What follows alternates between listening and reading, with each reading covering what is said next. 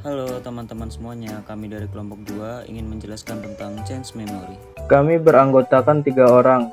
Yang pertama Dian Perdana Putra, yang kedua Mas Teona Rifaye Fayire, yang ketiga Muhammad Habibi Argudi. Pertama-tama, kami akan membahas tentang definisi dari change memory. Apa sih pengertian, tujuan, serta manfaat dari change memory itu sendiri? Memory cache adalah salah satu memori tercepat dalam komputer yang bertindak sebagai mediator antara CPU dan memori RAM. Tujuan cache adalah mengurangi waktu akses memori karena memori utama membutuhkan waktu yang lebih lama dibandingkan dengan cache. Manfaat dari memory cache itu sendiri adalah 1. Meningkatkan kinerja CPU. 2. Mengurangi beban memori utama atau RAM. Yang ketiga, mempercepat waktu eksekusi program. Yang terakhir adalah menghemat konsumsi daya pada perangkat. Setelah membahas definisi cache, selanjutnya kita akan membahas tentang bagaimana cara kerja. Ketika pengguna memberikan perintah, perintah akan diteruskan ke CPU.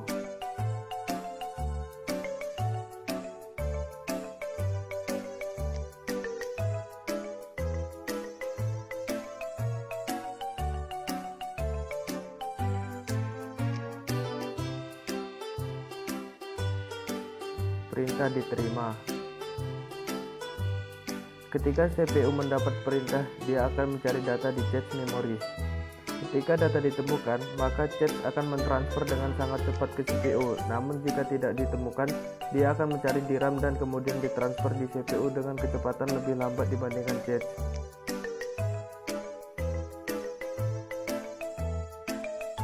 Ketika CPU mencari data di cache dan data ditemukan.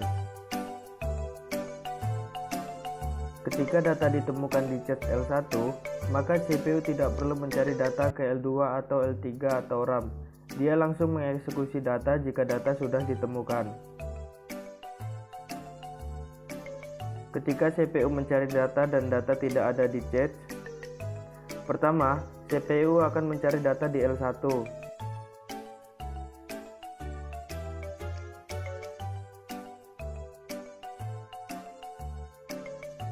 Jika di L1 tidak ditemukan data, maka akan diteruskan ke L2 untuk mencari data.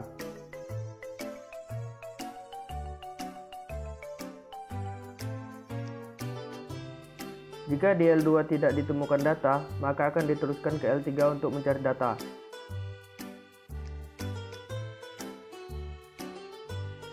Jika di L3 tidak ditemukan data, maka akan diteruskan ke RAM untuk mencari data.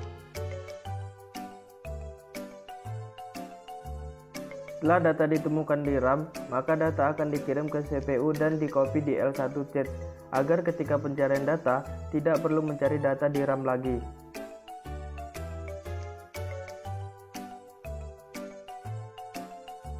Sebelum dieksekusi, data akan dikopi di L1 cache.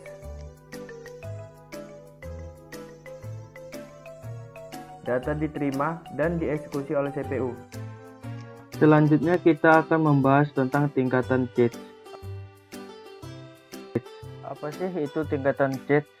Dan memangnya ada berapa tingkatan cache? Tingkatan cache memori adalah pembagian hierarki memori cache di dalam sistem komputer yang dirancang untuk meningkatkan kecepatan akses data oleh prosesor. Berdasarkan letaknya terhadap CPU, kapasitas penyimpanan, serta kecepatan kinerjanya, cache dibagi menjadi beberapa level.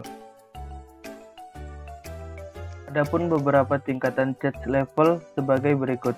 Yang pertama ada cache level 1 atau L1, yang kedua ada cache level 2 atau L2, yang ketiga ada cache level 3 atau L3. Cache level 1 atau L1 merupakan cache paling kecil namun paling cepat karena terletak langsung di dalam inti prosesor dan menyimpan data atau instruksi paling sering. Cache level 2 atau L2 berada di antara L1 dan memori utama atau RAM, yang dimana berfungsi sebagai jembatan yang menampung data yang tidak ada di L1 namun masih sering dibutuhkan. Cache L3 memiliki kapasitas terbesar dan biasanya digunakan bersama oleh beberapa inti prosesor untuk mempercepat komunikasi antar core. Materi kami yang terakhir adalah pemetaan cache atau cache mapping. Cache mapping adalah cara atau metode untuk menentukan di mana data dari memori utama akan disimpan di dalam cache memori.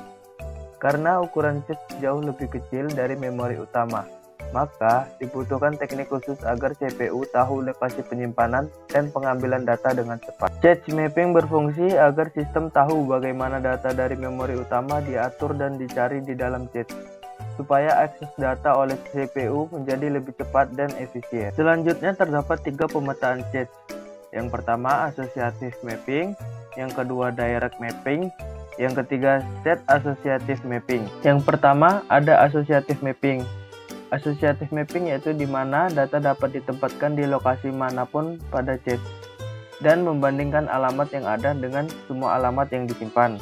Yang selanjutnya atau yang kedua adalah direct mapping, di mana setiap blok data memiliki lokasi tertentu dan membagi memori utama menjadi k-kolom dengan n-reveal line per kolomnya. Yang terakhir adalah set associative mapping, yang dimana mengkombinasikan organisasi asosiatif dan direct, serta mengorganisir memori utama dan memorinya sendiri menjadi kolom jalur reveal n. Mungkin cukup sekian video edukasi dari kelompok kami.